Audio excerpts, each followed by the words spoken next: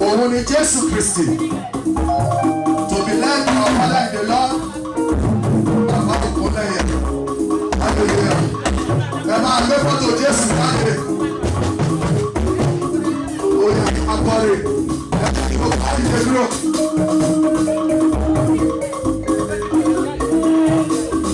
Ṣé bí wọn náà fojú ọ̀run ṣàṣọ bọ̀rọ̀?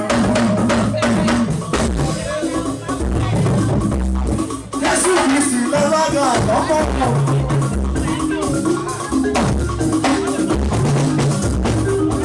Ọ̀wọ́ kúkú gbogbo ọ̀ṣọ́ wa. Ó tún padà wáyé wọn.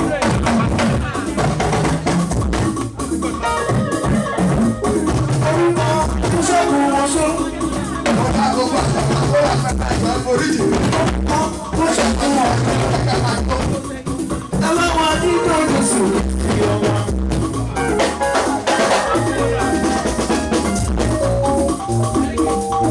Orí Jésù yá ṣẹ̀kẹ̀ṣẹ̀kẹ̀ rẹ̀.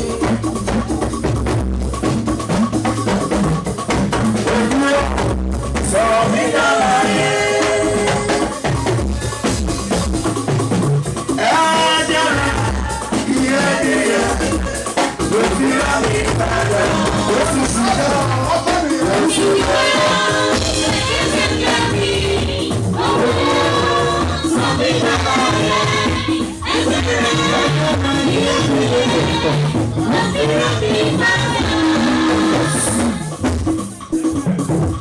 Jésù yá ṣẹ̀kẹ̀ṣẹ̀kẹ̀ mi. Òdúró sọ̀rọ̀ mí dára yé. Ẹ̀jẹ̀rẹ̀ ìyẹ́dẹ̀yẹ.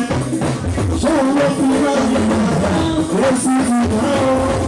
Jésù yá ṣẹ̀kẹ̀ṣẹ̀kẹ̀ mi. Òdúró sọ̀rọ̀ mí dára yé.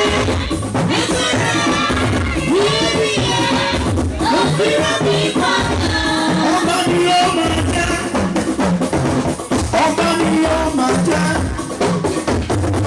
Ọba ni ó máa jẹ́. Ọba ni ó máa jẹ́. Ọba sábẹ̀ tó fi ara wò. Ọba ni ó máa jẹ́. Ọba ni ó máa jẹ́. Ọba ni ó